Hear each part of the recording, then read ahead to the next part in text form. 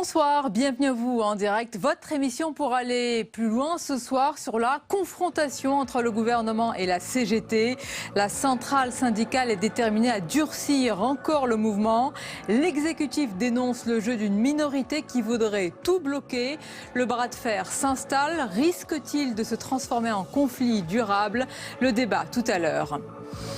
Nous reviendrons aussi ce soir sur l'ensemble des manifestations à venir, SNCF, aviation civile, ainsi que sur les journées de mobilisation prévues. Le point sur les différentes actions et les points de blocage dans le journal à suivre. Et pendant ce temps, il poursuit son chemin. Emmanuel Macron livre sa vision et ses solutions pour l'industrie française dans un entretien aux Échos en pleine grogne sociale. Le ministre de l'économie semble disposer d'un statut à part au sein du gouvernement.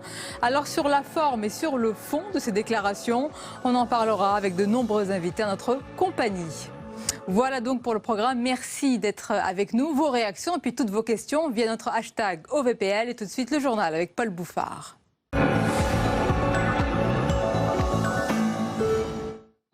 Bonsoir à tous. L'épreuve de force est amplifiée aujourd'hui entre le gouvernement et la CGT sur la loi travail. Toutes les raffineries, les 8 du pays, sont bloquées en grève. On ne compte plus les files d'attente dans les stations-service. Ce matin, les forces de l'ordre ont commencé à évacuer des dépôts de carburant sur ordre du gouvernement. On fait le point sur la situation avec Mounir Soussi. Ces scènes se sont multipliées aujourd'hui. Des files d'automobilistes en quête de carburant par crainte de la pénurie. Non, il y en a vraiment ras-le-bol. On attend 1 heure pour faire le carburant. Ça devient vraiment compliqué. Les zones ouest et sud-est sont particulièrement touchées. Un quart des 12 000 stations-service du pays sont en difficulté. Les yeux sont braqués sur les dépôts d'hydrocarbures et les 8 raffineries du pays qui tournent au ralenti ou sont à l'arrêt. Ce matin, les forces de l'ordre ont évacué le site de Fos-sur-Mer, occupé par des grévistes. Notre stratégie, c'est de continuer les blocages parce qu'on s'est fait déloger ce matin avec une énorme violence, un déferlement de forces de police. Les blocages des terminaux portuaires de Marseille et du Havre suscitent des inquiétudes. Ce dernier assure par exemple 40% des importations françaises. La mobilisation va se renforcer dans les prochains jours. Des grèves reconductibles sont annoncées à la SNCF à partir du 31 mai. La RATP appelle à la grève illimitée dès le 2 juin. Le lendemain, le trafic aérien devrait être perturbé par un mouvement à l'initiative des syndicats du secteur. D'autres sites, d'autres dépôts de carburant seront libérés. Le Premier ministre Manuel Valls l'a confirmé aujourd'hui depuis Jérusalem, jugeant que la CGT est en ce moment dans une impasse. L'exécutif français montre sa fermeté face à ces mouvements anti-loi travail. Le chef de l'État a lui aussi dénoncé cette stratégie de blocage. On l'écoute tout de suite. Ce que vous me conseillez d'ailleurs de faire, d'éviter le présentisme, d'éviter simplement le traitement de l'actualité, de me mettre en référence. Ça ne veut pas dire ignorer, ça ne veut pas dire négliger ce qui se passe, ça ne veut pas dire considérer que ça ne mérite pas une forme de respect par rapport à ceux qui ont des revendications légitimes, mais ça ne me conduit pas non plus à accepter ce qui est aujourd'hui un blocage qui est fondé simplement par une stratégie portée par une minorité. Et toujours dans ce dossier, notez ce commentaire du FMI, le Fonds monétaire international. Il a appelé tout à l'heure le gouvernement français à aller plus loin que la loi El Khomri pour réformer le marché du travail. Les suites de l'incendie de la voiture de police en marge de la manifestation du 17 mai à Paris. 3 hommes mis en examen ont été remis en liberté sous contrôle judiciaire tout à l'heure. Un 4e individu, le plus jeune d'entre eux, a été lui placé en détention provisoire. Pour comprendre et savoir ce qu'il s'est passé au soir du terrible 13 novembre, des victimes et leurs familles ont été reçues aujourd'hui par les juges dans les locaux de l'école militaire à Paris. Durant 3 jours, ces parties civiles vont être informées des avancées de l'enquête sur les attentats. Les juges ont tout à l'heure fait un récit précis des différentes attaques. Écoutez Samia Maktouf, avocate des victimes. Elle se dit confiante sur les suites des enquêtes en cours. Ce qui est rassurant, c'est qu'on nous a donné un exposé sur les différents mandats d'arrêt européens. Et il faut s'en féliciter parce que ces mandats d'arrêt sont en train d'être exécutés et nous attendons, comme il nous a été exposé, le retour notamment de 4 protagonistes des attentats. Sachez que dans le contexte de l'état d'urgence, près de 23 000 gendarmes et policiers seront déployés pour sécuriser le Tour de France face à la menace terroriste. C'est une première. Une unité du GIGN sera présente sur tout le parcours de la Grande Boucle. Et puis, des Nobel français se mobilisent face aux coupes budgétaires. Ils craignent un suicide scientifique. Ils lancent un appel pour dénoncer les baisses de crédits annoncées dans le domaine de la recherche. Un projet de décret a été déposé par le gouvernement. Flora Sauvage. Le projet de décret suscite une levée de boucliers dans la communauté scientifique. 7 prix Nobel et un lauréat de la médaille Fields déplorent dans une tribune publiée dans le quotidien Le Monde la décision du gouvernement d'annuler des crédits destinés à la recherche. Des coupes budgétaires qui s'apparentent à un suicide scientifique et industriel selon les 8 chercheurs. Le décret prévoit d'amputer la mission interministérielle Recherche et Enseignement supérieur de 256 millions d'euros. Un projet de décret qui suscite l'incompréhension au Sénat et qui a été rejeté par la Commission des Finances. Les investissements d'avenir ne serviront à rien s'ils ne s'appuient pas sur la recherche. C'est-à-dire qu'on met un coup d'arrêt qui va pénaliser pendant, peut-être, je ne dis pas une génération, mais ça va nous faire perdre probablement 5 ans. Pendant ce temps-là, les Allemands font des efforts considérables, les Américains font des efforts considérables. Tous les pays du monde mettent beaucoup de crédits dans la recherche et nous, on arrête. Selon le projet de décret, le CEA est mis à contribution à hauteur de 64 millions d'euros, le CNRS à hauteur de 50 millions et l'INRIA et l'INRA à hauteur de 10 millions d'euros chacun. Un coup de massue pour la recherche scientifique française, alors qu'en Allemagne, les dépenses de recherche et développement ont augmenté de 75% en 10 ans. Et notez l'avis défavorable des commissions des finances du Sénat et de l'Assemblée nationale sur ce décret qui pourrait endommager de manière durable l'effort de recherche mené selon les parlementaires.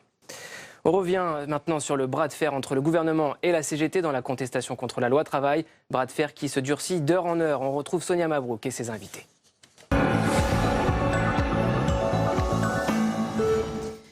Oui, c'est un bras de fer qu'aucun des deux n'a intérêt à perdre. D'un côté, la CGT durcit le mouvement avec un mot d'ordre, le retrait pur et simple de la loi travail. La centrale syndicale qui se bat aussi pour elle-même et pour la suite. De l'autre côté, eh bien, le gouvernement face aux défis et au déficit d'autorité. C'est un défi majeur pour l'exécutif à l'aune d'une année d'élection présidentielle. Une confrontation à l'usure est donc engagée. Et on en parle avec nos invités ce soir. Frédérique Espagnac, bonsoir. Bonsoir. Et bienvenue, sénatrice socialiste des Pyrénées-Atlantiques, membre de la Commission des affaires économiques. Avec nous également Jean-Baptiste Lemoyne, bonsoir. Bonsoir. Sénateur Les Républicains de Lyon et membre de la Commission des affaires sociales. Nous accompagne également Fabrice Angéi, bonsoir. Bonsoir. Et bienvenue, vous êtes membre du bureau confédéral de la CGT. C'est cela. Et nous accompagne notre chroniqueur économique Jean-Luc Gombaud. Bonsoir. Bonsoir Sonia. Alors madame, messieurs, je voudrais d'abord, avant qu'on entre dans le vif du débat, vous demander, Jean-Baptiste Lemoyne d'abord, comment vous qualifiez la situation actuelle en France? Quel mot, quel qualificatif sied le mieux à ce que nous vivons actuellement? Période troublée. Période troublée parce qu'on voit quand même depuis plusieurs semaines, plusieurs mois maintenant, eh bien c'est vrai, une certaine forme d'autorité de l'État défiée. Et défié dans une relative impunité, malheureusement. Et c'est vrai que vous l'évoquiez, il y a besoin, à un moment, de faire en sorte que le pays puisse fonctionner. On est à la veille d'échéances importantes, où le monde entier nous regarde, qu'il s'agisse effectivement de cette grande manifestation sportive, et puis tout simplement de nombreux pays qui ont vu circuler cette image de voitures brûlées, vandalisées, et aujourd'hui, eh bien, effectivement, ces outils industriels qui sont bloqués. Et donc, on ne donne pas un bon signal. Manifestement, la France ne va pas monter dans les classements d'attractivité. On l'a vu, c'était le sujet aujourd'hui. On est en déclassement et ça risque de se poursuivre. Donc, c'est vraiment très malheureux. Et moi, j'incite le gouvernement à réagir, à prendre des mesures et à permettre aux Français qui veulent travailler de pouvoir travailler. Parce qu'aujourd'hui, ne réagit c'est pas le cas. Écoutez, moi ce que je constate dans mon département et puis dans les départements voisins, c'est qu'il y a de plus en plus de mal pour circuler. Il y a des queues pour s'approvisionner en gasoil. Moi j'ai des artisans qui sont obligés de mettre au chômage technique partiel leurs employés parce qu'ils ne peuvent plus assurer les chantiers, le déplacement. Donc c'est quand même un vrai problème. Est-ce que vous vivez dans votre département, Frédérique Espagnac? Même question sur la situation générale. Alors c'est vrai que dans les Pyrénées-Atlantiques, on est sans doute loin de la banlieue parisienne, mais à ce jour, c'est pas du tout ce qui se passe chez moi, même si bien sûr qu'il y a une inquiétude, bien sûr s'il y a un rapport compulsif d'un certain nombre de citoyens, et on les comprend, à se dire, justement, est-ce que demain je vais pouvoir aller travailler? Donc voilà, il y a en effet les stations-service qui sont prises d'assaut. Après, je pense que c'est compliqué, parce que je crois que si on a nos deux invités qui disent, pour certains, impunité, et pour d'autres, sans doute pas, au vu de ce qui s'est passé ce matin dans les raffineries, non, je pense qu'il y a plusieurs choses. Il y a à la fois on est dans une discussion, on le sait, qui est dans ce rapport de force des deux côtés. Vous disiez tout à l'heure, personne n'a intérêt de perdre. Enfin, moi, ce qui m'importe, c'est que ce soit les salariés et les entreprises qui gagnent. Mais quelle est la stratégie du gouvernement? On parle d'une stratégie d'usure. Est-ce que c'est le cas? Est-ce que vous attendez que la CGT aille encore plus loin, qu'il y ait une exaspération des Français pour récupérer en votre faveur la situation, si c'est possible? Je ne peux pas parler ce soir au nom du gouvernement, je parlais en tant que parlementaire socialiste. Nous, aujourd'hui, au Sénat, on est là pour à la fois faire avancer la loi, même si la droite va s'employer à la détricoter d'ores et déjà. On va aussi, et on travaille avec nos collègues députés, je rends hommage à Christophe Sirugue pour le travail formidable qu'il a fait, en l'occurrence, énorme mais travail. Sur le terrain. Mais sur le terrain. Ce que vivent les Français, mais ce qui que ne sont vivent pas les au Français, Sénat.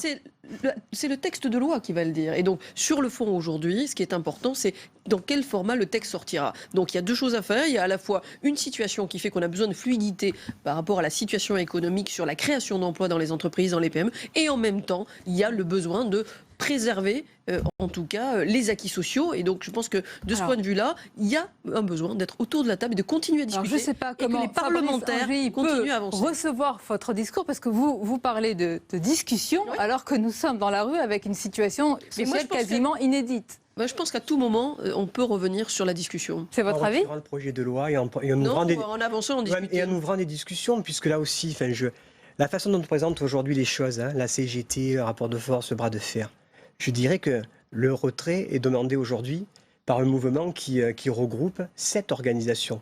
3 de jeunesse, 4 syndicales et des syndicats qui appartiennent à des organisations qui aujourd'hui ne contestent pas le projet de loi. Donc on est sur un mouvement large des salariés, un mouvement large des citoyens. Est-ce que vous dites cela pour un peu noyer ce qu'on est en train de voir, c'est-à-dire parler de la radicalisation que vous portez, que vous assumez d'ailleurs? Oui, mais ce n'est pas la radicalisation. C'est élargir le mouvement, puisque vous l'avez dit, il y a d'autres secteurs qui seront en grève. Il y a une journée de grève interprofessionnelle et intergénérationnelle le 26, avec d'autres secteurs, construction, qui rentrent en mouvement, les cheminots avant la grève reconductible jour par jour. On a les travailleurs de l'État qui rentrent en grève aussi ce jeudi. Voilà, on est élargissement et d'autres secteurs. Je vais vous laisser et renforcement, mais vous entendez les là où les mobilisations... Quelle est votre réaction aux mots qu'on a lus et entendus, puisque la ministre du Travail a parlé de prise en otage des Français. On a lu et aussi les mots de terrorisme social dans certains journaux. Je voudrais vous faire réagir à ça. Tout à fait, parce que nous, je pense qu'il faut faire attention avec les mots que l'on emploie. C'est-à-dire que là-dessus, le terrorisme, ça a un sens. La prise en otage, ça a un sens aussi. Pour ceux qui l'ont connu, la situation donne aujourd'hui, je crois qu'on ne peut pas jouer avec ces notions-là et avec ces mots. Le blocage, la prise en otage, c'est le gouvernement qui le fait par sa surdité, par son aveuglement, vous employez le mot par son irresponsabilité, parce que s'il retire le projet de loi, on a fait des propositions dès le 9 mars.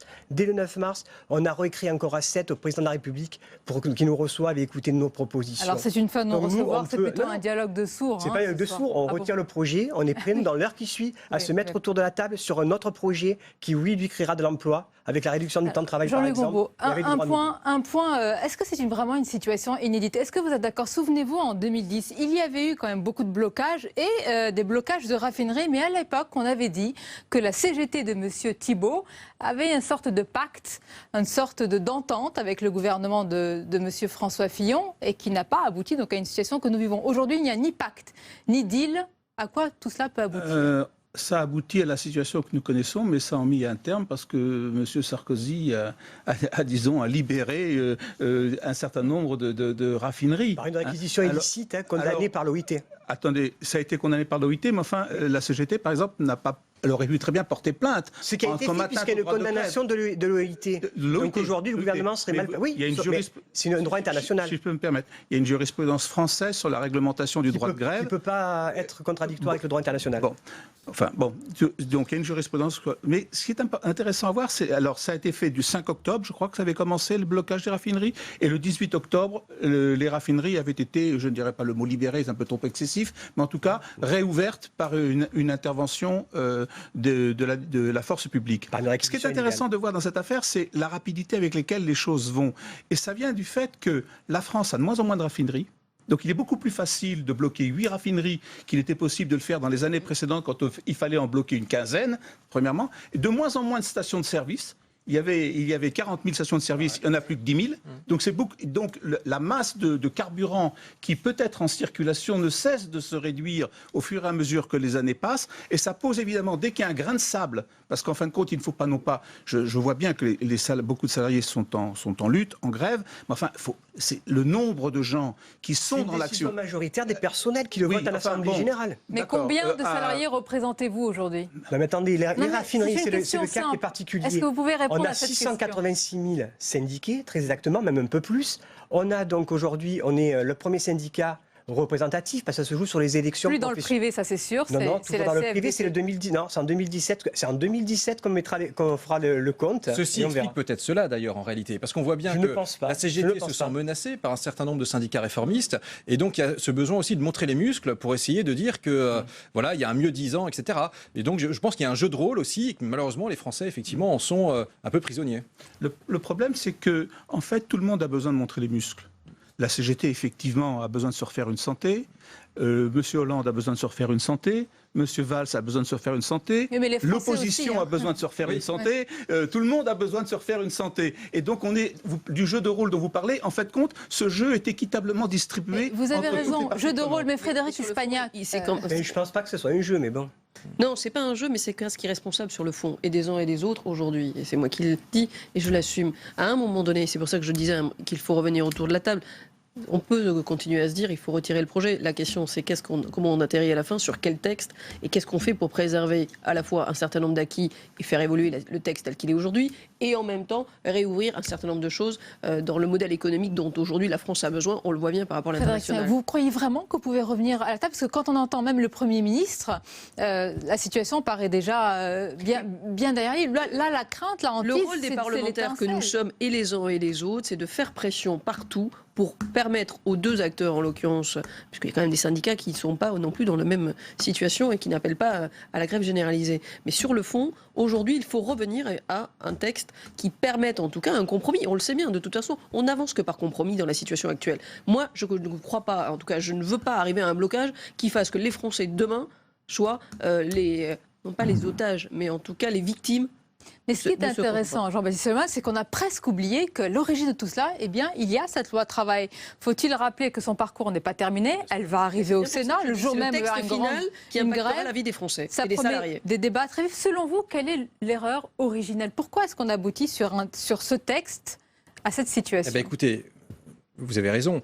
Le 9 septembre dernier, 2015, M. Jean-Denis Combrexel rendait un rapport au Premier ministre, justement sur la refonte du dialogue social. Sur ce rapport, je pense qu'effectivement la CGT ne partageait pas ses orientations. Cela étant, il y avait un relatif consensus au sein des forces politiques et d'un certain nombre de forces syndicales. Et le problème, c'est qu'en fait, la méthode n'a pas été au rendez-vous. Il n'y a pas eu de concertation telle que c'était prévu par le Code du travail, la loi Larcher, qui prévoit que sur un texte comme celui-là, les organisations sont saisies formellement, peuvent engager une négociation avant que le gouvernement reprenne la main. Et donc, ce texte a été élaboré dans le contexte d'une concurrence entre ministres, M. Macron versus M. Valls, etc. Et que, par cette concurrence interne, eh bien, malheureusement, les formes, du coup, n'ont pas été respectées. Et les syndicats, à juste titre, se sont dit, mais... Et nous, alors, on compte pour du beurre. Et au bout du bout, titre, donc là, vous légitimez l'action de la CGT? Non, je légitime le fait que les syndicats aient contesté de ne pas avoir été consultés. C'est une nuance. C'est une nuance importante parce que, encore une fois, si peut-être on était passé par ce chemin-là, on n'en serait peut-être pas là aujourd'hui. Mais honnêtement, Fabrice Angy, est-ce qu'au cœur de votre combat encore aujourd'hui, il y a cette loi travail? Est-ce qu'on n'est pas au-delà? Est-ce qu'on n'est pas dans une bataille politique? La bataille politique, c'est aujourd'hui, j'ai cité les noms, entre autres Macron, Emmanuel Valls et François Hollande qui l'amènent pour savoir qui sera sur la ligne de départ de 2017. Ils ne visent que leur intérêt politique. Nous, c'est bien la situation sociale, la situation des salariés qui nous intéresse. Et c'est bien cette loi-là que l'on conteste par des arrêts de travail. Et je reviens que décident majoritairement les salariés. Allez voir comment ça se passe dans une raffinerie. Ça se décide en réunion, les trois équipes, puisqu'on est en 3-8, par un vote de l'ensemble des salariés et par une décision majoritaire qui est appliquée par tout le monde. Voilà comment ça se discute. Et ça, c'est la démocratie et la démocratie sociale. Ah, c'est intéressant, la démocratie sociale, Jean-Luc Rombaud. On a oublié ce mot depuis quelques semaines. Dites-nous ce qu'il en est des deux forces syndicales aujourd'hui dans le pays. La CFDT qui se dit aujourd'hui qu'on appelle d'ailleurs communément le syndicat réformateur, réformiste, qui se dit force de proposition, et la CGT qu'on dit force de radicalisation. Est-ce que c'est aussi partagé? Il y a une différence de stratégie, bien entendu, évidemment, qui remonte à une dizaine d'années. Un petit mot quand même, parce qu'on parle beaucoup de démocratie. La semaine dernière, avec le CR des patrons, on parlait de démocratie actionnariale. Maintenant, voilà qu'on parle de démocratie sociale. Moi, je ne connais qu'une démocratie, qui est la démocratie politique. Parce qu'en réalité, on ne peut pas additionner des multiples démocraties qui vont finir par se contredire les unes par rapport aux autres. Donc il y a un problème de démocratie politique. Cela dit, évidemment... On l'a vu avec le 49-3. Alors, mais c'est la Constitution. C'est-à-dire que les autorités publiques, elles ont peut-être fait une grosse erreur en le faisant, mais elles ont appliqué la Constitution. Et cet recours au 49.3, à mon avis, n'est pas indépendant de ce qui se passe aujourd'hui. C'est-à-dire ça a été conçu comme un coup de force. Et effectivement, ça a été un élément qui a pu permettre un déclenchement de la situation. Revenons à votre question. Effectivement, depuis une dizaine d'années, qu'est-ce qu'on constate? En fin de compte, que les pouvoirs se succèdent, généralement, ils ne cèdent plus. C'est ça le constat. C'est-à-dire que, en fait, le CPE étant le dernier exemple, il y a eu la réforme des retraites. Je précise, parce que c'est très important pour comprendre, à mon avis, cette loi travail. La loi de François Fillon sur la réforme des 35 heures de 2003, la réforme du dialogue social de M. Bertrand de 2008, et cette loi travail qui vient parachever tout un processus important. Et ceci est très, très oublié si on ne voit pas le déroulement des choses. Et on s'est aperçu qu'à chaque stade franchi, eh bien, les autorités publiques en avaient assez, elles ne voulaient plus céder. La CFDT, à partir de là, s'est dit... qu'est-ce qu'on gagne disons, à ces rapports de force, à ces bras de fer, tout ce que vous voulez. Et elle a choisi une stratégie beaucoup plus de négociation. Puisqu'ils tiennent tant à telle ou telle réforme, on peut essayer d'avoir des compensations, parce que c'est ce qu'ils ont essayé de faire avec la réforme des retraites, lorsqu'ils ont eu des reculs sur les problèmes des travaux pénibles, par exemple. Bien. Et la CGT, elle, a du mal à franchir ce pas, ça fait moins partie de sa culture. Vraiment. Pardon ? Je crois qu'on ne peut pas vraiment l'entendre. On signe en entreprise, dans les branches, 80% d'accords. Bien sûr. Donc c'est la nature des accords qui pose problème. Lorsqu'on est sur un accord régressif, lorsqu'on est sur du chantage à l'emploi, sur la facilité de licenciement, sur la travailler plus et être moins indemnisé, là ça pose problème. Ce qu'on appelle mais il y a des téléspectateurs qui vont se dire, vous dites chantage, alors que beaucoup ont l'impression quand même de subir un chantage aujourd'hui. Le chantage, c'est le gouvernement qui le fait, c'est pas nous. Nous, ce sont les salariés qui décident de se mettre en arrêt de travail. Là-dessus, on dit y compris la négociation, donc je pense que c'est un peu schématique, excusez-moi, de dire qu'il y a des syndicats qui négocient, d'autres pas qui sont dans la lutte et que la lutte aujourd'hui ne gagne pas. Vous êtes en train de négocier ? La lettre du secrétaire d'État au transport, de M. Vidalis, confirme bien ce qu'on disait, ce qu'on dit sur le projet de loi, puisque cette lettre-là confirme bien qu'il y a baisse de la rémunération, de la majoration des heures supplémentaires. Et on a bien donc aujourd'hui un engagement. Il y a bien un engagement du gouvernement, ce qui a été écrit au syndicat EFO et CGT. Et maintenant, on a compris que là, il y a deux lignes irréconciliables. Les acquis des jeunes, sur garantie jeune, sur les mesures qu'on a pas refaire toute la loi, on a compris que vous n'êtes pas d'accord. Pour faire le lien entre l'intervention de M. Gombault et M. Angéi, c'est vrai que cette loi aujourd'hui s'inscrit dans la continuité de réformes que nous avions initiées. Donc nous, on est en cohérence par rapport à ça pour accompagner le mouvement en l'amplifiant. Maintenant, c'est vrai qu'il y a une sorte de grand malentendu. C'est-à-dire que les mêmes qui défendent cette loi, à gauche, sont ceux qui ont voté contre les lois de 2008. Et moi, je me souviens aussi de François Hollande juché sur une camionnette devant les industries lorraines, faisant des grands discours avec M. Édouard Martin. Et ces gens-là, du coup, se sentent floués parce que M. Hollande, il est descendu de la camionnette, maintenant il est au volant d'autre chose. Et donc, ça effectivement, à partir du moment où le contrat n'a pas été clair entre le peuple et lui-même, eh bien, on se retrouve avec ce grand quiproquo. C'est pour ça que nous, à droite, on va faire des propositions noir sur blanc pour avoir un mandat du peuple. Ça, on va en parler. Attendez. Mais Frédéric Seignac, ce que dit Jean-Baptiste Lemoyne, c'est intéressant. Est-ce qu'il n'y a pas une erreur originelle par rapport à cette loi? En réalité, elle n'avait pas été annoncée, là, vous serez d'accord avec moi, par le candidat Hollande. Voilà pourquoi le président Hollande a tant de mal à la faire accepter aujourd'hui. Oui, enfin, je pense qu'il y a pour certains c'est ça, pour d'autres elle aurait dû arriver plus tôt. Moi j'ai envie de dire aujourd'hui elle est là parce qu'il y a une nécessité, on le voit bien. Malheureusement, enfin. Mais vous comprenez que la gauche soit sens dessus dessous? Je comprends que la gauche sur certaines point, en tout cas, ne soit pas en accord. Je peux entendre, en l'occurrence, par exemple, ce qu'il dit sur les transports, sur les heures supplémentaires. Bon, donc ça fait partie des choses qu'il faut négocier. Ça fait partie des choses. Mais voilà. c'est bien le cœur du problème. C'est bien ce que j'ai. Donc revenons autour de la table et reposons. Non, c'est pas supprimant la loi. Il faut des évolutions. Il faut des évolutions aujourd'hui. On le sait. Donc c'est pas le statu quo ce qu'on propose. C'est pas le statu quo. Mais je vous propose pas le statu quo non plus. Je dis aujourd'hui, il y a certains points sur lesquels on doit obtenir des évolutions et il y en a d'autres sur lesquels on peut pas se mentir, on n'y arrivera pas. Donc en tout cas, revenons autour de la table et voyons jusqu'où on peut avancer. Et maintenant, oui, c'est pas ce que dit le gouvernement. Je redis, ce soir, vous avez une autre position. Oui, et je l'assume. Voilà. Je pense que les parlementaires ont un rôle à jouer, que ce soit à l'Assemblée nationale et au Sénat.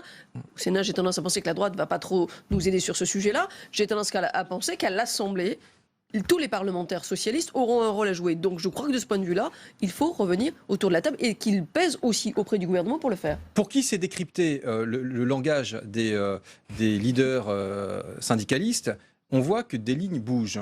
Jean-Claude Mailly commence à ouvrir une petite porte. Et moi, je subodore que le gouvernement serait prêt éventuellement à retirer cet article 2 pour obtenir le ralliement de FO. Et là, après... ça va swinguer. Parce que, est-ce que Manuel Valls ne va pas prendre ce prétexte pour partir? Que reste-t-il dans cette loi travail? Je vais vous dire, François Hollande, à ce moment-là, obtient le départ. Oui, mais il risque d'arriver. C'est intéressant le scénario politique, oui. Il risque d'arriver. À ce moment-là, Manuel Valls peut faire le choix de ne pas accepter ce recul, et François Hollande met en place un gouvernement plutôt à gauche, se réconciliant avec les Verts, etc., en vue de la présidentielle. Mais en tous les cas, je pense qu'on est là aussi dans un billard à 10 bandes entre tous les protagonistes au Parti socialiste. Voilà. Mais le problème, c'est que c'est les Français qui en payent le prix. Moi, je ne suis pas dans le billard à 10 bandes. Moi, ce qui m'importe, c'est le texte final qui sera voté, qui indéniablement ne sera pas le même, et on ne sera pas d'accord sur ça, dans nos attentes aux uns et aux autres, et qui permettra, ou en tout cas qui, demain, générera des nouvelles conditions de travail pour les salariés. Et c'est ça qui est important. Il y a la version finale du texte, c'est pas la reste. Je reviens à la situation, je veux qu'on conclue là-dessus, Jean-Louis Gombault, parce que ce soir, il y a des gens qui sont face à des files d'attente qui sont incroyables. Il y a une vraie inquiétude, même s'il y a une surconsommation. Il y a des grèves qui vont venir, des grandes journées de manifestation. Est-ce que c'est l'image d'un pays bloqué aujourd'hui? C'est l'image d'un pays qui n'avance pas beaucoup. Ça, c'est effectivement, bon, pour l'instant... ça va mieux, hein. Oui, en tout cas... Écoutez, quand les chiffres du chômage vont mieux, j'ai tendance à penser que ça va mieux. On verra demain. Et moi, je suis optimiste pour demain. Donc on verra ce qu'on pourra dire. On l'espère surtout pour les demandeurs d'emploi. Non, on grâce pas gratis. Mais je pense qu'en tout cas, on peut se réjouir et à droite et à gauche des résultats quand le chômage s'améliore. On le baisse en tout cas. Dans la durée et de façon structurelle. Écoutez, on arrivera au deuxième mois, on va bien voir. Pas en faisant de la gonflette avec des chiffres. Non, c'est pas de la gonflette, c'est des résultats concrets. Il y avait des emplois de qualité. Bon, d'accord. Alors, non, le problème maintenant des prochains jours, à mon avis, cette loi est impopulaire. Vous êtes d'accord avec moi? Oui, bien sûr. Mais le blocage des stations-service même d'accord sur la méthode qui n'était pas la bonne. Carburant est également impopulaire. Le problème est de savoir quel est dans les deux choses impopulaires, celui qui va finir par l'emporter. C'est suivre l'opinion publique et justement l'exaspération des Français. Nous verrons. En tout cas, c'est un bras de fer et on l'a encore vu ce soir avec des positions pour le moment quand même irréconciliables. Merci beaucoup pour ce débat et cette analyse. La suite de votre émission dans quelques instants. Place à notre second débat autour d'Emmanuel Macron qui, en pleine grogne sociale, poursuit tranquillement son chemin et déroule ses propositions. Mais d'abord, à un mois du référendum, c'est l'autre actualité, un jour pour jour, qui décidera de l'avenir de la Grande-Bretagne au sein de l'Union européenne. On va prendre la direction de Londres ce soir et une délégation sénatoriale s'y est rendue à la rencontre des parlementaires anglais. Et les avis, vous allez voir, sont très partagés. C'est un reportage de Samia Dechir. On va à Londres pour essayer de prévenir, d'anticiper un peu ce qui va se passer avec le Brexit, c'est-à-dire en fait d'essayer d'anticiper l'avenir de l'Europe. Direction Londres donc pour Jean-Pierre Raffarin. Le vice-président du Sénat a retrouvé sur place Hélène Conway-Mouret et Christian Cambon, tous deux sénateurs de la Commission des Affaires étrangères. Objectif, rencontrer partisans et opposants au maintien du Royaume-Uni dans l'Union européenne. David Lidington est le ministre en charge de l'Europe. S'il se montre optimiste, la campagne est pourtant compliquée. Le principal défi est de dépasser les peurs qu'ont la plupart des gens qui voient l'Europe comme quelque chose d'imposé au Royaume-Uni et non pas comme un travail de plusieurs partenaires. Cette vision d'une Europe subie, imposant ses choix depuis Bruxelles, c'est l'argument des partisans du Brexit, comme le parlementaire Lord Lawson. Vous avez gagné le 23 juin. Qu'est-ce qui se passe ? eh bien, je serais très heureux. L'Union européenne est un projet qui affaiblit les États. Pour faire une union politique des États-Unis d'Europe, je ne pense pas que ce soit une bonne chose. Je ne pense pas que c'est ce que veulent les Européens et encore moins les Britanniques. Ça n'a pas de sens de faire partie d'un projet si on ne partage pas ses objectifs. Direction ensuite la Chambre des communes pour un entretien avec Crispin Blunt, lui aussi partisan du Brexit. Il ne croit pas à la crise économique promise au Royaume-Uni s'il quittait l'Europe. On peut survivre. Nos principaux produits économiques, notre système éducatif, notre système financier, tout ça est mondial, ce n'est pas régional. Un discours inquiétant pour les sénateurs français qui craignent une déconstruction de l'Union européenne. Cette stratégie d'une Grande-Bretagne qui peut vivre sur ses seuls atouts, sur ses seules performances, au fond, on peut démontrer que l'Europe n'a pas un avenir assuré. Certains candidats aujourd'hui aux futures élections françaises parlent d'un référendum aussi en France. Donc voilà, il faut que nous soyons très attentifs et suivons de très près ce qui va se faire. Le référendum aura lieu le 23 juin. Les deux camps sont pour l'instant au coude à coude dans les sondages. Et il est 22h30, tout de suite les repères de l'actualité avec Paul Bouffard.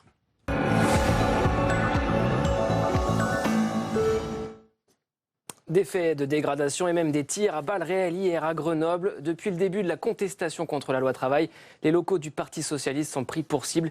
Écoutez au Sénat les réactions à ces actes de violence avec Jérôme Rabier. 12 impacts de balles sur la devanture du local de la Fédération PS à Grenoble. Un niveau de violence jamais vu dans l'histoire du Parti socialiste.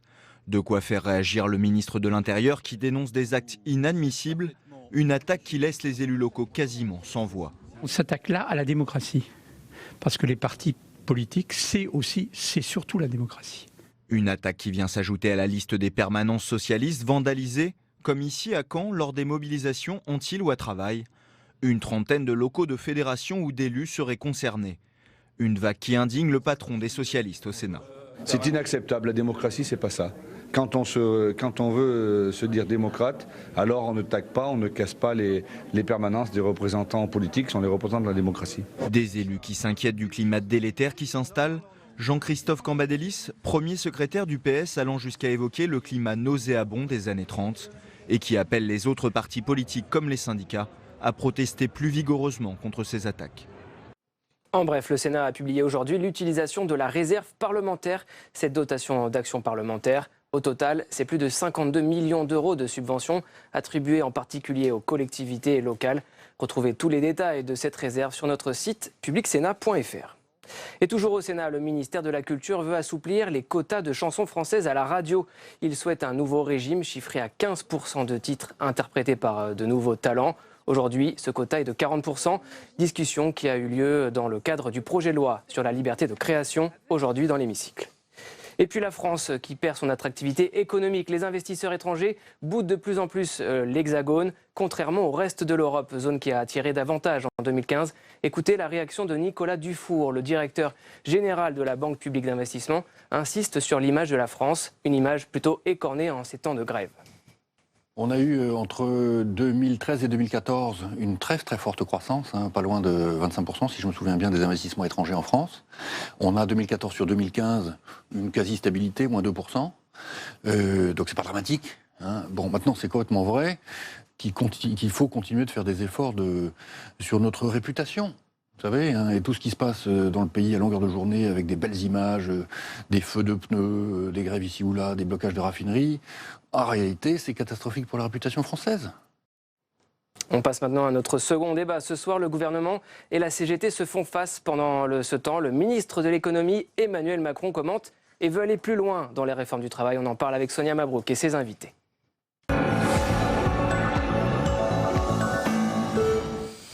Oui, tandis que le gouvernement affronte une situation sociale inflammable et que la semaine s'annonce très agitée, eh bien Emmanuel Macron poursuit son chemin en pleine tourmente sociale. Le ministre de l'économie a livré aujourd'hui dans Les Échos une longue interview détaillant la marche à suivre pour relancer l'industrie française. Alors, que faut-il en penser? Le jeune ministre a-t-il les clés et puis une autre vision pour relancer cette industrie? On va en parler dans quelques instants avec nos invités. Mais d'abord, les détails de cet entretien avec Julie Hulin.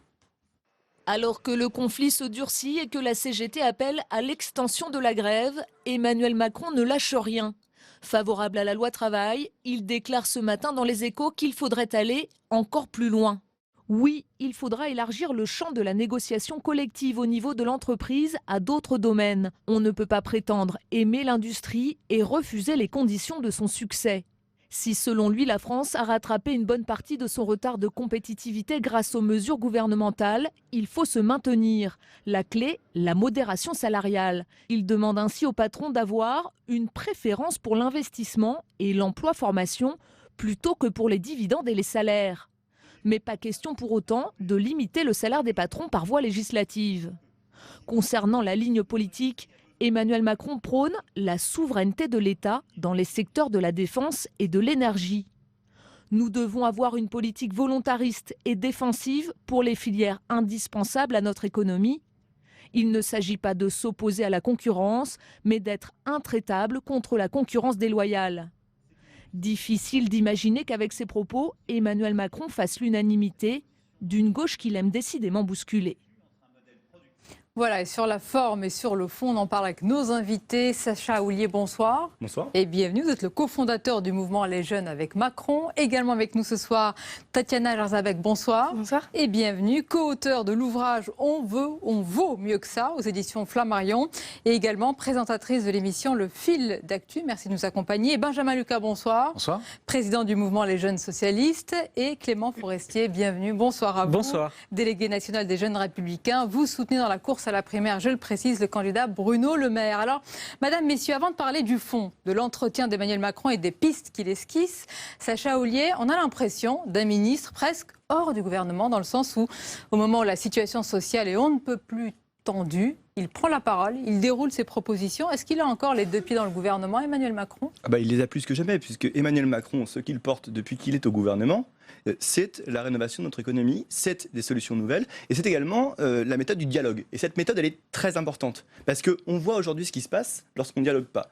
La loi Macron, ça a été un exemple de dialogue, puisqu'il y a eu près de 437 heures de débat. Qui a fini en 49.3. Bon, oui, mais c'était le Premier ministre qui l'a choisi également. Mais Emmanuel Macron, il a fait examiner dans sa loi... Emmanuel Macron a examiné dans sa loi 8000 amendements et il y en a 2000 qui ont été adoptés. Et donc cette méthode qui a fait la réussite de la loi Macron, où il a cherché à convaincre les parlementaires, les députés, les sénateurs, où il a cherché finalement à rassembler une majorité d'opinion autour des mesures qu'il expliquait comme étant justes, pourquoi elles allaient transformer l'économie. C'est ça qui a fait défaut à la loi travail, et c'est aussi d'expliquer pourquoi la transformation de notre économie, la révolution industrielle qui nous attend, la troisième révolution industrielle... Vous voulez dire c'est ça qui a fait défaut à la loi travail, c'est-à-dire que si cette loi avait été portée par Emmanuel Macron, nous n'en serions pas là aujourd'hui? Non, mais une autre méthode aurait probablement été utilisée. Benjamin Lucas, avant de parler du fond de l'entretien, je voudrais vous faire réagir à l'une des phrases justement du ministre de l'économie. Nous sommes dans un blocage aujourd'hui et pourtant le ministre dit on peut aller plus loin, il faut aller plus loin sur la loi travail. Comment vous l'interprétez? Est-ce que c'est une provocation, un affront, ou peut-être qu'il a raison?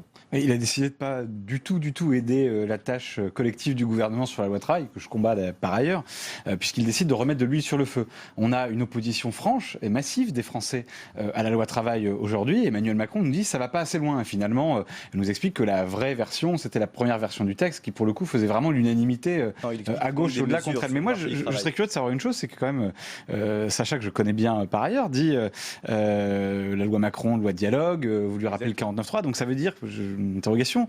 Tu as dit c'est le Premier ministre qui a laissé le 49.3 et donc Emmanuel Macron n'était pas solidaire du gouvernement. Moi, ce que je constate, c'est quand même qu'on a, je te laisse répondre juste après, mais qu'on a eu dans le passé des ministres qui ont été ou qui sont sortis du gouvernement pour des désaccords avec la ligne économique. Là, Emmanuel Macron, qui conduit la politique sur le fond, on est d'accord. Vous explique qu'il faut faire autre chose, c'est-à-dire qu'il faut aller encore plus loin dans le libéralisme, encore plus loin dans la dérégulation. Et le libéralisme, c'est pas l'absence de règles. L'absence de solidarité avec le gouvernement et pourtant reste, la cohérence.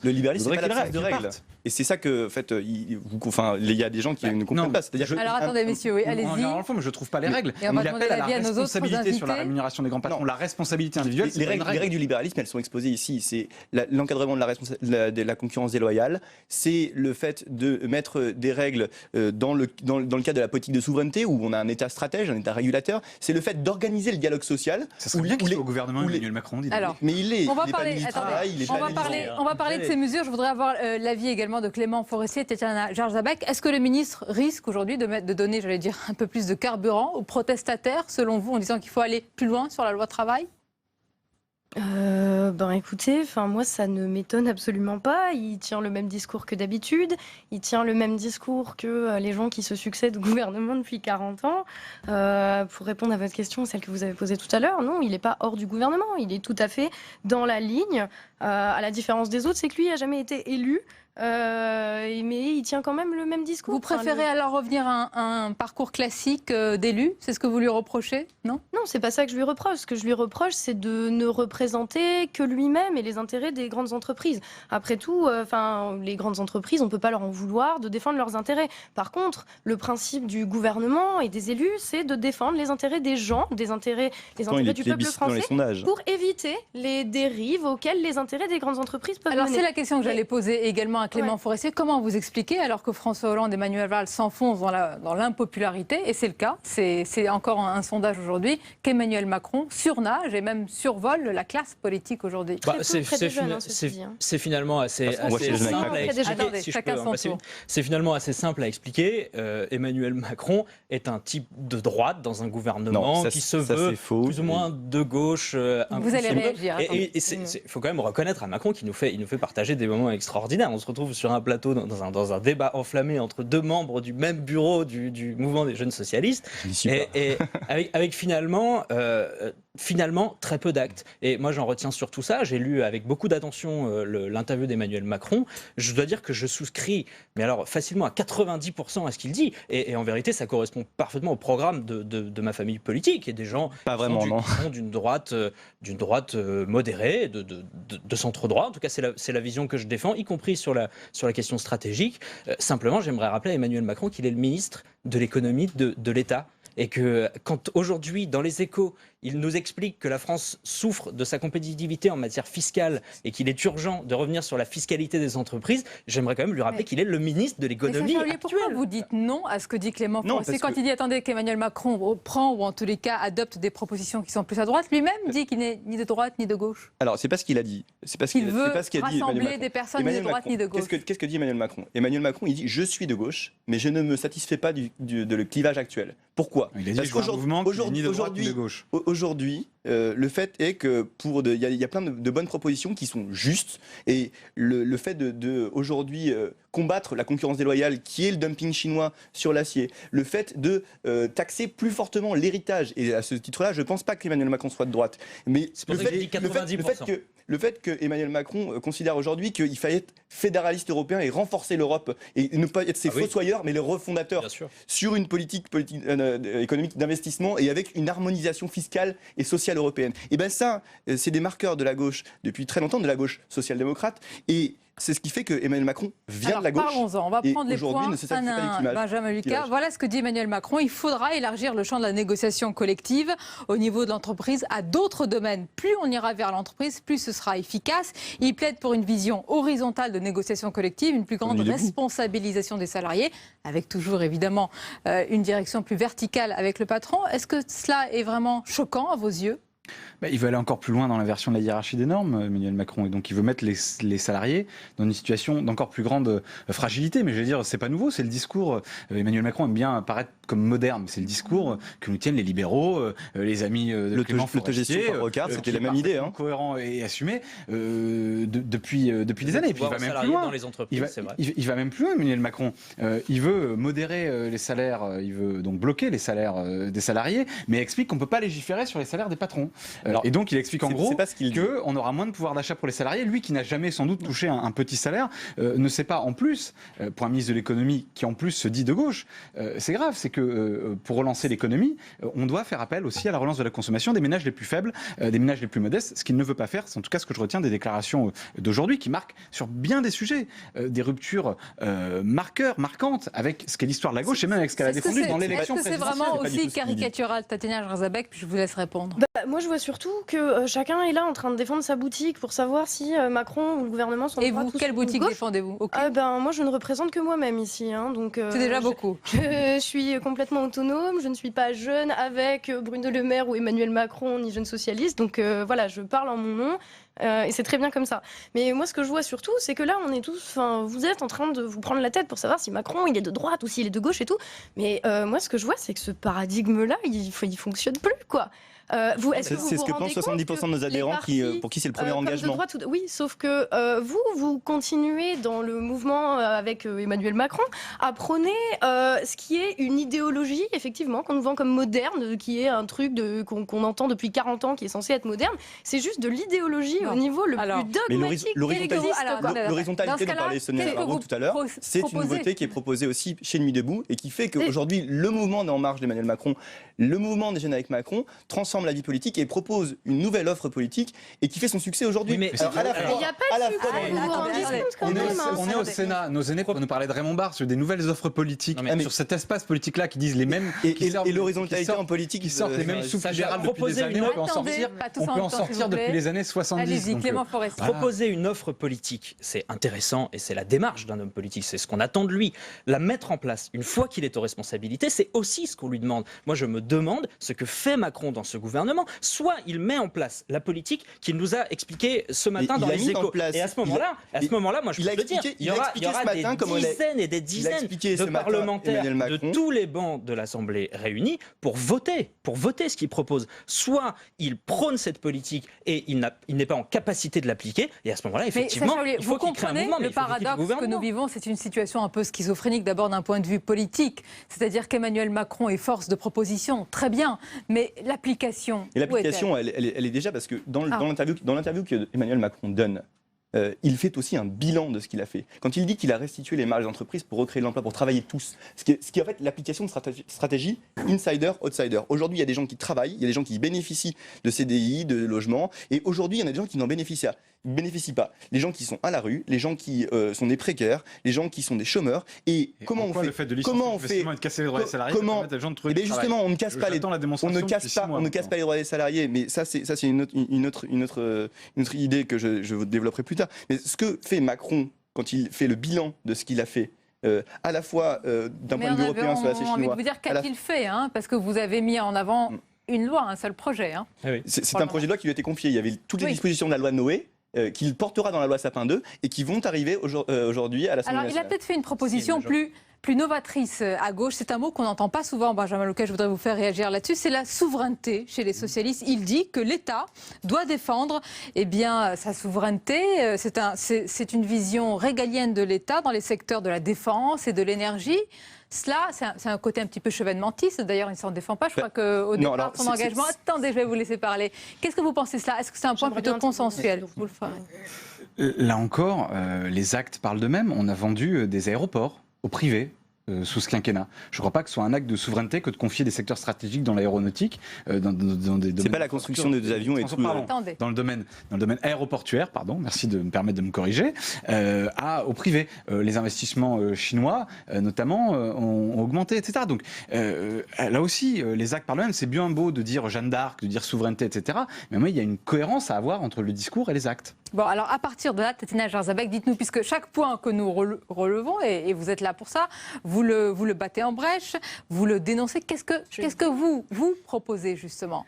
Et alors, moi, déjà, je propose rien. Déjà, je constate une situation. Il y a vous avez écrit on vaut mieux que ça. Il y a Emmanuel Macron, que valez-vous, j'allais vous dire, qui appartient à un gouvernement qui a créé une crise politique du fait de son irresponsabilité totale. Maintenant, il essaye de se démarquer en tenant exactement le même discours que d'habitude. Bon, tant mieux, personne n'est berné, je dirais bien. Et là, vous êtes en train de vous battre entre vous sur des questions de loi, de gouvernement. C'est un débat, c'est une bataille. Justement, ça concerne la vie des des gens, pas celle des parlementaires. Nuit debout, c'est le type de débat aussi qu'on a. Terminer maintenant parce que je t'ai pas coupé et je trouve que tu coupes beaucoup la parole. Du coup, ce serait sympa. Allez-y, c'est le principe d'un débat aussi. Oui, d'accord, mais enfin bon, on peut peut-être laisser les gens terminer. Vous reconnaissez que vous avez participé et soutenu le mouvement de Nuit debout aussi. Et je suis allée à Nuit debout, comme énormément de gens. Je ne représente pas Nuit debout. Moi, ce que je vois, c'est que vous occultez totalement la vie des gens là, dans vos débats sur est-ce que la loi, elle est ceci, elle est cela. Moi, ce que je vois, c'est que... Non, mais votre théorie... Des salaires, des protections des salariés. C'est la vie des gens. Mais la vie des gens, c'est pas que des chiffres en fait, c'est pas que des salaires. Et justement, c'est ce qu'on dit dans Vaut mieux que ça. C'est, voilà, c'est votre idéologie là et celle que vous prenez. Une fois que vous avez dit cela, alors allez-y. Oui, j'aimerais bien terminer si vous me laissez finir. Dans une théorie faite de chiffres, ouais, voilà, il n'y a pas de problème. Votre truc, ça marche super bien. Sauf que quand on est réaliste et qu'on prend en compte la réalité des gens, on voit les conséquences de ce dogmatisme-là, à la Macron, comme à la Hollande, comme à la. Quelles sont vos propositions? Voilà ma question. Mais moi, ce que je vois comme proposition, c'est pas à moi de définir un système. Tout ce que je vois, moi, c'est que des attitudes comme ça contribuent au désintérêt des Français pour la politique. La réalité, dans le monde réel, il y a nos retraités qui font les poubelles, il y a des gens qui doivent courir après les heures sup pour pouvoir joindre les deux bouts et dont la vie familiale pâtit à cause du boulot. Il y a, vous êtes dans la dénonciation et vous dites que, en fait, mais les discours je ne suis pas dans la dénonciation, je constate des faits qui sont une réalité, qui constituent une réalité partagée de la majorité des gens et dont j'ai l'impression que les politiques ne s'occupent pas, qu'ils s'appellent Macron. J'entends tout à fait ce discours et il correspond à une réalité. Ce que je me demande juste, c'est pourquoi s'engager si c'est pas pour essayer d'apporter des solutions à ces problèmes-là. Mais je m'engage, monsieur, j'ai écrit un livre. Là, je suis désolé, mais là, pour l'instant, vous ne nous avez pas donné grand-chose comme solution, même le début. Mais la solution, c'est à tout le monde de la construire tous ensemble, pas à nous quatre autour d'une table en tant qu'experts.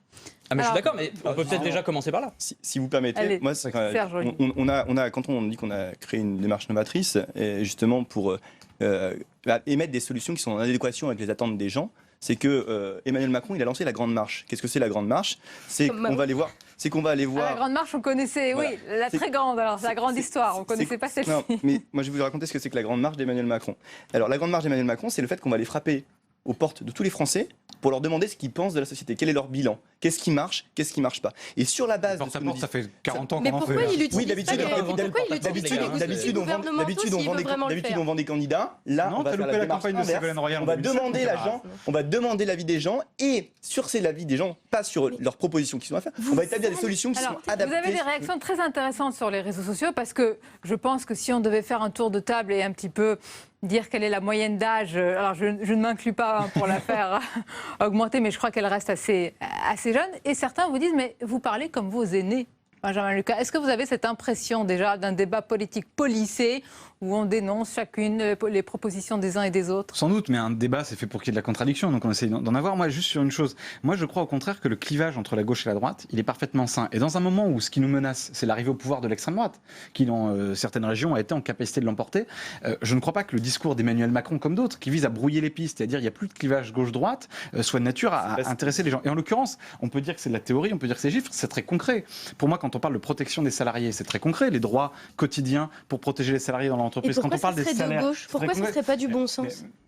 Je suis exactement d'accord avec ça. Je ne crois pas au bon sens en politique, parce que je crois qu'on a tous des visions du monde. Je pense qu'on peut être de droite à du bon sens, qu'on peut être de gauche à du bon sens. En l'occurrence, nous n'avons pas la même vision de la société. Et pour finir sur ce qui est nouveau... les gens de droite comme les gens de gauche sont affectés par la politique qui est menée par le gouvernement. Oui, tout à fait. Mais je suis bien d'accord. Et c'est pour ça que sur bien des sujets, je la conteste. Notamment sur la loi travail en ce moment, ou comme je l'ai fait sur la déchéance de nationalité. Donc là-dessus, je fais un problème avec ça. Vous êtes encore au Parti socialiste alors? C'est une bonne question que j'allais poser. Non, je finis. Elle a posé une bonne question. Sur la question de la nouveauté. Mais je l'assume parfaitement. Je suis au cœur de la famille socialiste pour changer les choses, pour apporter. Qu'est-ce que vous avez encore de commun avec elle? Pour avoir essayé de changer les choses par les vieux partis politiques, je peux vous dire que ça marche pas. Et ça, ce que j'ai en commun, c'est quand on a augmenté les bourses, quand on a fait le tiers payant pour que des jeunes puissent se soigner, quand on a fait la prime d'activité pour que des jeunes puissent manger à la fin du mois, je pense que c'est pas inutile du coup d'être engagé, même si parfois effectivement on doit avaler un certain nombre de couleuvres. Mais sur la question de la nouveauté, puisque Emmanuel Macron parle beaucoup de nouveautés et qu'on parle ce soir beaucoup de langage de nos aînés, qu'est-ce que c'est un nouveau modèle de développement, un nouveau modèle de société? C'est pas ce que nous dit Emmanuel Macron. Enfin, pareil, reprenons ce qui est dit par les libéraux, par Raymond Barre, par tous ces gens-là, par Fabius dans les années 80, par Strauss-Kahn dans les années 80. Il n'y avait pas la troisième révolution industrielle dans les années 80. Attendez, mais d'où viendra alors la nouveauté? Parce qu'on a fait des dizaines de débats sur Nuit debout. Nuit debout, la mode, malheureusement, semble dépasser. Mais vous savez, il y a des choses très pragmatiques. Tu parles de modernité. l'égalité et du partage du temps de travail. Oui, tout le monde va y venir. C'est la base des 35 heures. Vous êtes en train de nous ressortir les 35 heures. C'est ça la grande solution. Il n'y a pas un pays au monde qui nous ait copié là-dessus. Il n'y a pas un économiste pour défendre les bienfaits. L'INSEE, 350 000 en termes d'emploi, en matière d'emploi des 35 heures. Et vous continuez de nous sortir ces vieilles recettes des années 90. Mais alors attendez, non, c'est pour les 32 heures. C'est un logiciel idéologique qui date des années 70. Non, mais il y en a. Vous avez dit quelque chose de pertinent. Tout à l'heure, vous avez dit le bon sens, tout simplement. Ni droite, ni de gauche. Est-ce que c'est possible, au-delà des clivages, au-delà des candidats que vous représentez? Mais je suis persuadé que c'est possible. Et je suis persuadé que, tu l'as dit tout à l'heure, l'élection présidentielle de 2017 va être un vrai tournant dans le monde politique. Vous y croyez vraiment? J'y crois vraiment parce que je pense qu'on est vraiment... Et le mouvement de Macron... Vous voulez observer les comptes en banque des allocataires du RSA. Est-ce que je peux terminer juste la stigmatisation et l'idéologie. Ce serait très agréable si on pouvait s'écouter. Ça commence peut-être un peu par là, le renouveau, justement. Est-ce qu'on peut travailler les uns avec les autres? Oui, bien sûr qu'on peut travailler les uns avec les autres. Mais non, moi j'ai rien en commun avec Bruno Le Maire qui veut aller voir les comptes en banque des allocataires du RSA pour fouiller dans leur vie privée. J'ai pas envie de travailler avec Bruno Le Maire. C'est sûr que si tu n'écoutes personne et que tu ne laisses personne aller jusqu'au bout de ces phrases, tu risques pas de travailler avec qui que ce soit d'autre. Je termine là-dessus. Qu'on soit capable de s'écouter, je pense que c'est exactement ce que les Français attendent des nouveaux politiques. Qu'on sorte des doctrines partisanes, qu'on sorte des vieux partis et des vieux appareils politiques. Et je le dis aussi bien pour le mien que pour celui de Benjamin et de Sacha ou de qui que ce soit d'autre. Les Français ne veulent plus de ces appareils politiques. Par contre, qu'on soit capable de se mettre autour d'une table, de s'écouter. Et quand j'entends un responsable qui se dit de gauche, Emmanuel Macron, faire des propositions intéressantes sur la souveraineté, sur l'aspect stratégique de l'État, sur la définition des secteurs stratégiques pour l'État à protéger et à faire protéger par l'État, je dis oui, je dis d'accord et je dis faites-le. Mais écoutez, moi je pense qu'il y a surtout un... Tout est dit, faites-le, mais c'est ça. Vous êtes au pouvoir, faites-le. C'est quand même curieux. Oui, en disant que c'est un homme de gauche. Mais ça... C'est parce que tu le dis. Il a dit que c'est dit de gauche. Non mais je vais te dire, moi je m'en fous qu'il soit de droite ou de gauche, ça m'intéresse pas, ça n'intéresse personne d'ailleurs. C'est pas moi qui le dis. Moi, ce que je constate, c'est que Emmanuel Macron, il a écrit une tribune qui était fondatrice. C'était dans le 1, c'était en août. Et il a dit qu'il y avait 3 rêves français réenchantés. Le rêve de l'égalité, de l'équité, le rêve de l'introduction industrielle et le rêve de l'Union européenne. La situation aujourd'hui, vous avez vu de quoi on parle? Et bien justement, le rêve c'est la modération des salaires. Le rêve c'est la nouveauté qu'incarne Emmanuel Macron, c'est que là où tout le monde nous parle du sang et des larmes, lui il parle de rêve et d'espoir. Qu'est-ce que vous reprochez à Sacha? Il croit en son candidat qui n'est pas candidat. J'essaye de l'éclairer. Mais c'est pas parce que merci. Il y a des dirigeants communistes qui ont essayé avant d'éclairer beaucoup de gens. C'est pas parce qu'on écrit rêve sur un projet qui n'a rien de nouveau et qui à bien des égards est réactionnaire et qui va contre les intérêts de ceux que nous prétendons défendre dans l'espace politique que ça en est. C'est pas parce qu'on dit qu'il faut réenchanter le rêve qu'on le fait. Et en l'occurrence, quand on fait le travail du dimanche, c'est pas du rêve. Il n'y a pas un gamin à l'école qui dit chouette, j'ai envie de pouvoir travailler demain le dimanche. Explique ça au père de famille qui va gagner 100 € de plus à la fin du mois et pouvoir offrir quelque chose à ses enfants. Est-ce que c'est pas parce qu'il est déjà pas assez payé? Enfin, je sais pas. Mais certainement, mais ça en fait partie. Et le rêve de pouvoir accéder à des professions libres. Ceux qui sont prêts à aller travailler plus pour gagner un peu plus. En guise de conclusion, qu'est-ce que vous attendez? C'est une année très importante d'élection présidentielle. Qu'est-ce que chacun de vous, au-delà des candidats que vous soutenez ou des chapelles éventuelles, etc., qu'est-ce que vous attendez plus généralement? Et pour les Français, ça c'est l'intérêt supérieur, je veux dire général. Benjamin Lucas. Bien justement, d'abord qu'on redonne du pouvoir au bulletin de vote. Et donc on le fera aussi quand le politique, et c'est là où il peut y avoir un discours intéressant qui est malheureusement pas tenu par Emmanuel Macron, mais là où le politique reprendra le pas, notamment sur la finance. C'était notre engagement de campagne. Et puis, je vais dire quelque chose de tout simple, et pardon, ça peut choquer, mais qu'on tienne nos engagements. Moi, je crois que quand on est de gauche, on a fait une campagne en 2012 où nous avons été élus sur la promesse de l'égalité, et notamment pas sur la promesse de la casse des droits des salariés. Jarzabek, même question. Oui, moi je pense que l'idée de la souveraineté est pas inintéressante. Après, il faut voir ce qu'on met derrière souveraineté. L'État, c'est pas une entité qui existe toute seule à part entière. L'État, il représente des gens. Et c'est ça, c'est la souveraineté des gens. C'est les gens qui ont élu, normalement, à part dans le cas d'Emmanuel Macron, évidemment, les gens qui prennent nos décisions. Ils ne représentent pas nous, ils représentent une infime minorité de gens qui en profitent. Personne veut de la loi El Khomri, personne veut qu'on supprime des lignes de train, personne veut qu'on enlève des lits d'hôpitaux. Il y a des gens qui meurent de ne pas avoir assez de lits d'hôpitaux. Où est la représentation là-dedans? Moi, je pense que la souveraineté, c'est avant tout celle du peuple français dans les décisions. Même question, rapidement. Moi, finalement, je ferai 2 vœux pour cette année. Il y en a un qui concerne ma famille politique et plus globalement les Français. Ils vont avoir l'occasion de choisir un candidat qui sera leur candidat à l'élection présidentielle en 2017. Je souhaite qu'ils choisissent le candidat qui a la plus large vision, une vraie vision générale et à long terme de la France. Je trouve qu'il y a vraiment des choses intéressantes chez Emmanuel Macron. Et enfin, je souhaite à Emmanuel Macron qu'il commence à appliquer la politique. Est-ce que vous souhaitez qu'il soit candidat, tout simplement ? Alors moi, je souhaite autre chose. Je souhaite d'abord que se triomphe l'égalité des chances et l'égalité d'accès à la parole des citoyens. Et c'est pour ça qu'on fera la grande marche. Merci pour ce débat revigorant, vif et revigorant. La suite de votre émission, comme tous les mardis, le reportage pour aller plus loin sur un sujet en particulier. Ce soir, on s'intéresse à une réforme qui avait, souvenez-vous, provoqué un tollé, celle des rythmes scolaires. Alors après un déluge de critiques, eh bien, il semble que les enfants et les élus se soient habitués à la semaine de 4 jours et demi. C'est le cas notamment à Sceaux, dans les Hauts-de-Seine. C'est une commune pilote et c'est un reportage de Flora Sauvage.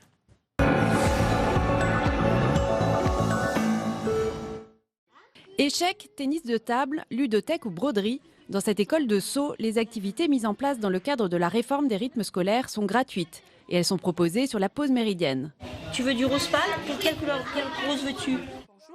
Chantal Brault est la première adjointe au maire en charge de la vie scolaire. Si la mise en place de la réforme s'est faite dans la douleur, aujourd'hui, les activités proposées aux enfants ont trouvé leur rythme de croisière. Ce qui est intéressant, c'est comment vous avez fini par accepter cette petite révolution qui, quand même, au début, a été assez difficile à vivre, reconnaissons-le. Le fait de placer ces activités sur la pause méridienne est un atout fondamental dans la mesure où l'année dernière, les enfants qui avaient une activité après la classe, d'abord trouvaient le temps un peu long. Ils avaient du mal à faire le lien entre l'activité de classe qui se terminait aux alentours de 15h et l'activité d'études dirigées qui avait lieu en fin de journée. 2 ans après la mise en place de la réforme, un écueil subsiste pour un certain nombre d'élus, le financement. Il y a des aides de l'État, c'est vrai, mais qui couvrent au maximum 12% du coût de cette réforme. Donc le coût, on vous donne une moyenne, mais en réalité, il est très, très disparate.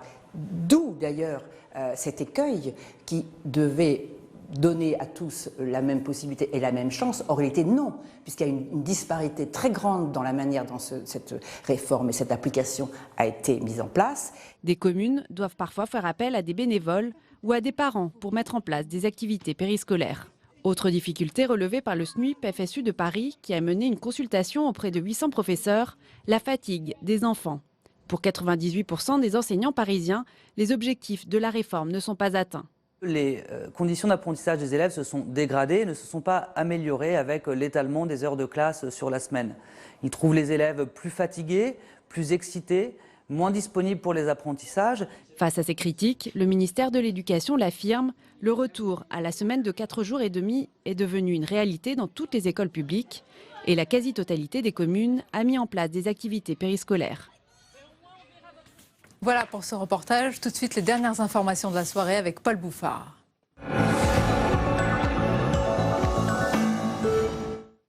Nouvel échelon dans la mobilisation contre la loi de travail. La CGT Énergie menace ce soir de bloquer les centrales nucléaires. Un arrêt a d'ailleurs été annoncé à la centrale de Nogent-sur-Seine.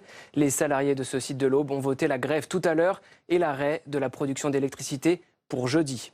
Le bras de fer se durcit entre la CGT et le gouvernement alors que les 8 raffineries françaises sont bloquées par les grévistes. Plus de 3000 stations-service sont touchées. Ce matin, les forces de l'ordre ont commencé à évacuer des dépôts de carburant sur ordre du gouvernement. Mounir Soussi. Ces scènes se sont multipliées aujourd'hui. Des files d'automobilistes en quête de carburant par crainte de la pénurie. Non, il y en a vraiment ras-le-bol. On attend 1 heure pour faire le carburant. Ça devient vraiment compliqué. Les zones ouest et sud-est sont particulièrement touchées. Un quart des 12 000 stations-service du pays sont en difficulté. Les yeux sont braqués sur les dépôts d'hydrocarbures et les 8 raffineries du pays qui tournent au ralenti ou sont à l'arrêt. Ce matin, les forces de l'ordre ont évacué le site de Fos-sur-Mer, occupé par des grévistes. Notre stratégie, c'est de continuer les blocages parce qu'on s'est fait déloger ce matin avec une énorme violence, un déferlement de forces de police. Les blocages des terminaux portuaires de Marseille et du Havre suscitent des inquiétudes.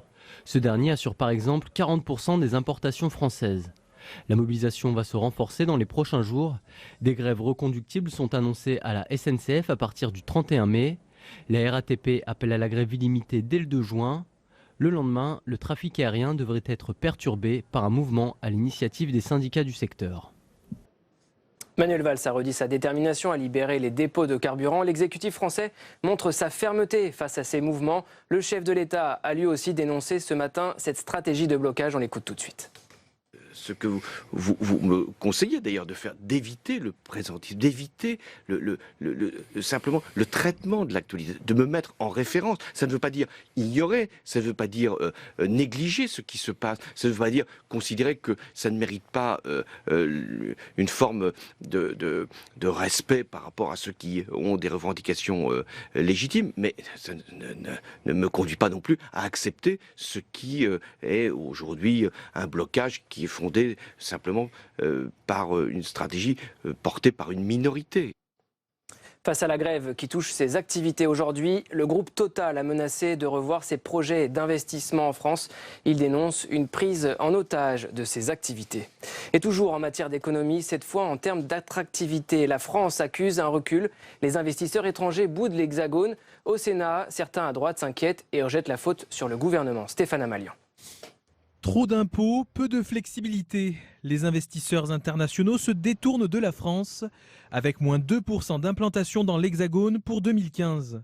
Mauvais signe pour la France car l'Europe, elle, après 10 ans de crise, attire de nouveau. Notamment au Royaume-Uni, avec plus 20% d'implantation, et en Allemagne, plus 9%. On a mis un frein, je dirais, à l'uniformisation des entreprises, au moins au niveau européen. On pénalise à chaque fois les entreprises françaises face à nos concurrents allemands ou anglais.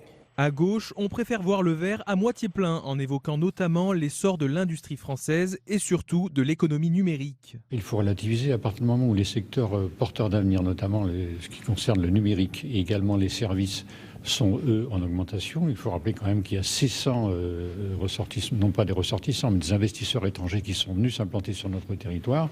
Je crois que c'est plutôt un bon signe. L'étude souligne toutefois un atout français, la ville de Paris. Elle occupe la 5e place mondiale en termes d'attractivité, devant 2 concurrentes de taille, Berlin et Pékin. Des prix Nobel français tirent la sonnette d'alarme. Ils s'inquiètent des coupes budgétaires et de la situation financière de la recherche en France. Un projet de décret a été déposé par le gouvernement. Flora Sauvage. Le projet de décret suscite une levée de boucliers dans la communauté scientifique. 7 prix Nobel et un lauréat de la médaille Fields déplorent dans une tribune publiée dans le quotidien Le Monde la décision du gouvernement d'annuler des crédits destinés à la recherche. Des coupes budgétaires qui s'apparentent à un suicide scientifique et industriel selon les 8 chercheurs. Le décret prévoit d'amputer la mission interministérielle Recherche et Enseignement supérieur de 256 millions d'euros. Un projet de décret qui suscite l'incompréhension au Sénat et qui a été rejeté par la Commission des Finances. Les investissements d'avenir ne serviront à rien s'ils ne s'appuient pas sur la recherche. C'est-à-dire qu'on met un coup d'arrêt qui va pénaliser pendant, peut-être, je ne dis pas une génération, mais ça va nous faire perdre probablement 5 ans. Pendant ce temps-là, les Allemands font des efforts considérables, les Américains font des efforts considérables. Tous les pays du monde mettent beaucoup de crédits dans la recherche. Et nous, on arrête. Selon le projet de décret, le CEA est mis à contribution à hauteur de 64 millions d'euros, le CNRS à hauteur de 50 millions et l'INRIA et l'INRA à hauteur de 10 millions d'euros chacun. Un coup de massue pour la recherche scientifique française, alors qu'en Allemagne, les dépenses de recherche et développement ont augmenté de 75% en 10 ans. Et comme chaque soir, on passe à la revue de presse.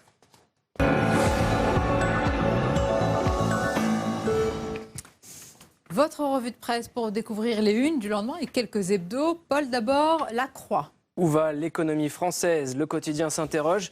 Il y a le ça va mieux de François Hollande. La Croix souligne que même si le climat social est de plus en plus tendu, les signes d'amélioration en économie sont bien réels. Autre information à la une des Échos, la vaste perquisition qui s'est déroulée aujourd'hui dans les locaux de Google France. La justice a ouvert une enquête préliminaire pour fraude fiscale et blanchiment en bande organisée. Le fisc pourrait réclamer à Google 1,6 milliard d'euros d'arriérés d'impôts. On va découvrir la une des Inrocks cette semaine. Jean-Luc Mélenchon en couverture 2017, c'est la bonne. Fort de ses 12% d'intention de vote, le candidat Mélenchon estime avoir ses chances. Il livre son plan de bataille dans les Inrocks. Selon le magazine, il voit dans la mobilisation contre la loi travail et dans Nuit debout une reconstitution d'un courant politique populaire. Quelle est la couverture de l'Obs cette semaine? Un rapport exclusif en couverture de l'Obs cette semaine. Un rapport que le gouvernement veut cacher selon l'hebdo. Il concerne les conditions de travail des fonctionnaires. Vont-ils devoir travailler plus? Élément de réponse dans l'Obs. Et puis, autre dossier en couverture du magazine, dans la tête des casseurs. Depuis 2 mois, ils opèrent violemment dans les cortèges contre la loi travail. L'Obs les a rencontrés. Qui sont ces activistes qui revendiquent la violence comme mode d'action politique? Le 1 à présent, l'hebdomadaire. Cette question, à quoi sert? Le président, le 1 s'interroge. Qu'est-il arrivé à la figure présidentielle?